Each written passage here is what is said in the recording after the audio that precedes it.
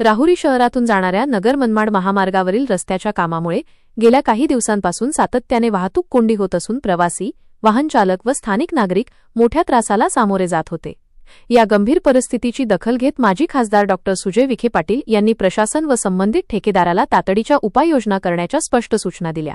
त्यांच्या हस्तक्षेपानंतर काही प्रमाणात वाहतूक व्यवस्था सुरळीत झाल्याचे सोमवारी दिसून आले। या पार्श्वभूमीवर सोमवारी रात्री सुमारे 10:30 वाजण्याच्या सुमारास डॉ. सुजय विखे पाटील यांनी राहुरीत प्रत्यक्ष उपस्थित राहून नगर मनमाड मार्गावरील वाहतूक व्यवस्थेचा सखोल आढावा घेतला। यावेळी त्यांनी रस्त्यावर थांबून नागरिकांशी संवाद साधत परिस्थितीची माहिती घेतली, तसेच संबंधित यंत्रणांना आवश्यक सूचना दिल्या। मागील काही दिवसांपासून वाहतूक कोंडीमुळे राहुरीकरांना सहन करावा लागलेल्या त्रासाबद्दल त्यांनी मनापासून दिलगिरी व्यक्त करत, जनतेचा विश्वास हीच माझी खरी ताकद आहे। केवळ फोटो व्हिडिओपुरते काम न करता प्रत्यक्ष प्रश्न सुटले पाहिजेत, हीच माझी भूमिका आहे, असे ठामपणे सांगितले। नागरिकांच्या प्रतिक्रिया नागरिकच सांगू शकतील।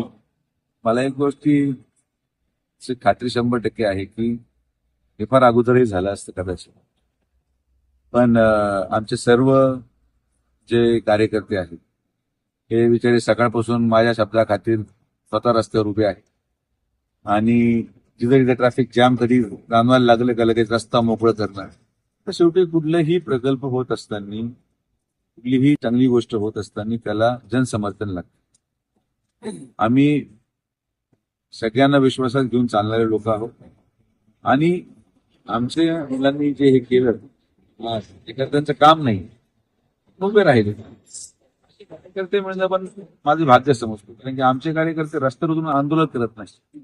आमचे कार्यकर्ते नेत्याने दिलेला आदेश पाळतात आणि मी त्यांना सकाळपासून 4दा फोन लावला की काय झालंय, पुढे अडकताय का, काय अडकलं, कारण की नुसतं एकदा येऊन फोटो काढून आणि व्हिडिओ काढून जाऊन परत तर लोकांना न्याय नाही मिळाला तर लोक माझा विश्वास संपून जाईल लोकांचा माझ्या।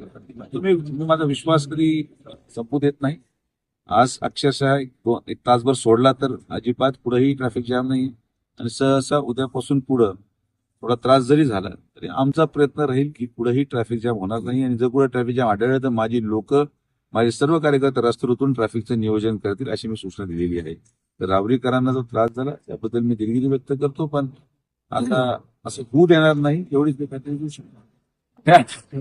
होमगार्ड मंजूर झाले कारण की हा प्रस्ताव कधी पाठवला नव्हता।